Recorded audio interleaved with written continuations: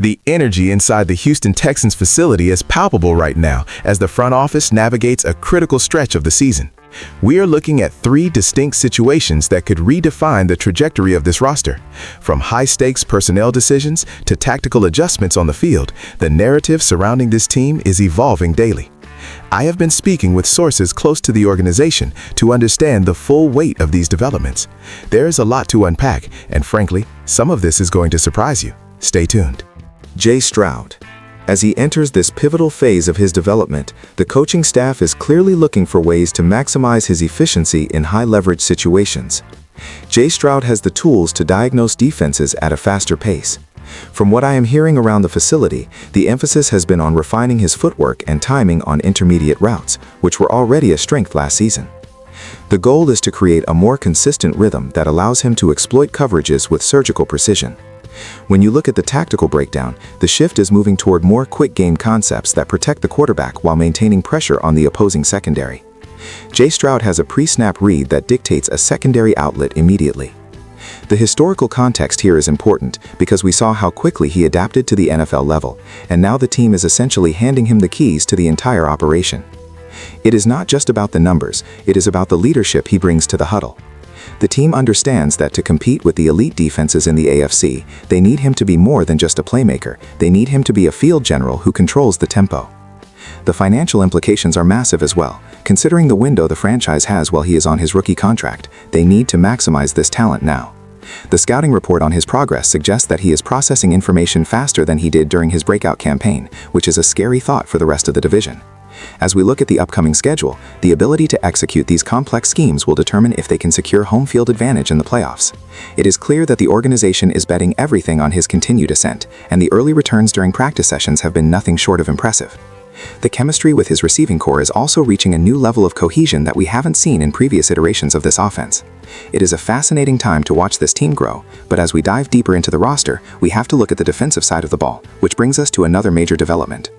If you are enjoying this deep dive into the Texans, make sure to hit that like button and subscribe to the channel. We are committed to bringing you the best insider analysis every single day. Let's keep this conversation moving. Moving over to the defensive side, the arrival of Danielle Hunter has changed the fundamental identity of the Houston Texans pass rush. When you look at the defensive philosophy implemented by the coaching staff, it is clear that they wanted an edge presence who could generate pressure without needing to rely on blitz packages. Danielle Hunter brings that rare ability to win one-on-one matchups consistently, which allows the secondary to play more aggressively. In my conversations with team personnel, the focus regarding his impact has been on his versatility. He is not just a pure speed rusher. His technique in setting the edge against the run has been a pleasant surprise for those who were only familiar with his sack totals. This is a significant upgrade for the front seven, providing a veteran anchor who understands the nuances of the game. Historically, the Texans have struggled to find that consistent pressure off the edge, and signing him was a move that clearly signals a shift toward a more dominant defensive front.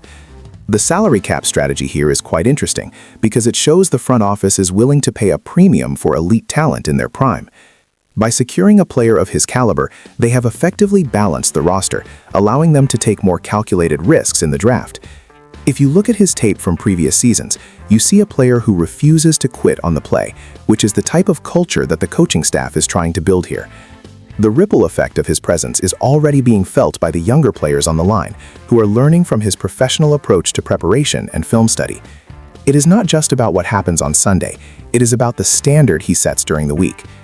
As we analyze the upcoming matchups, his ability to disrupt the rhythm of opposing quarterbacks will be the defining factor in whether this defense can remain a top-tier unit. He is the missing piece that turns a good defense into a championship-caliber one. The expectation is that he will command double teams, which will naturally open up opportunities for the rest of the defensive line to penetrate the pocket.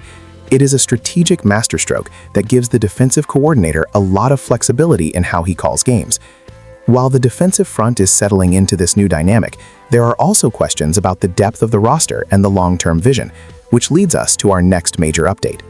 The man behind all of these moves, Nick Caserio, has been incredibly active in shaping this team into a contender. It is rare to see a front office be this aggressive while still maintaining a long-term view of the salary cap, yet that is exactly what he has accomplished. In every discussion I have had with him, the emphasis is always on positional value and identifying talent that fits the specific culture they are building. His approach is methodical, focusing on building through the trenches while finding high upside skill players who can thrive in the current system. When you look at the recent transactions, they aren't just reactionary moves. They are part of a multi-year blueprint that he has been executing since he arrived. The way he manages the draft capital while simultaneously being active in free agency is a testament to his ability to balance short-term success with long-term stability. The scouting department has been working overtime to ensure that every signing aligns with the team's core values, and the results have been reflected in the quality of the locker room.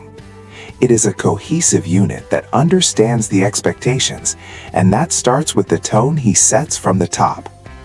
Many analysts have pointed out the difficulty of building a championship team in a league with so much parity.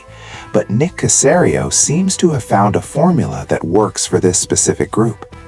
The strategy involves identifying undervalued assets and putting them in positions where their specific skill sets can shine. This is why you see players who might have been overlooked elsewhere coming to Houston and finding a new gear. The financial management is equally impressive, as he has navigated the cap in a way that allows the team to remain flexible for future extensions.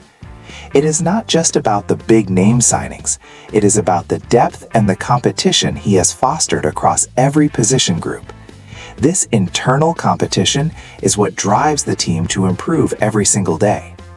As we move forward, the question becomes how he will handle the next phase of this rebuild, which likely involves locking up key core players to long-term deals. It is a delicate process, but based on his track record so far, there is a lot of confidence in the front office's ability to maintain this momentum. The vision is clear, the pieces are in place, and the organization is moving forward with a sense of purpose that hasn't been seen in years. It is an incredibly exciting time to be following the Houston Texans.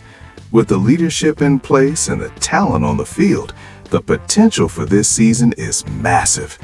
Jay Stroud, the defensive dominance expected from Danielle Hunter, and the strategic roster building of Nick Caserio. There is a lot to be optimistic about as we head into the next part of the year. I want to hear from you. Which of these developments do you think will have the biggest impact on the team's success? Drop a comment below and let me know your thoughts. Don't forget to like and subscribe for more insider updates.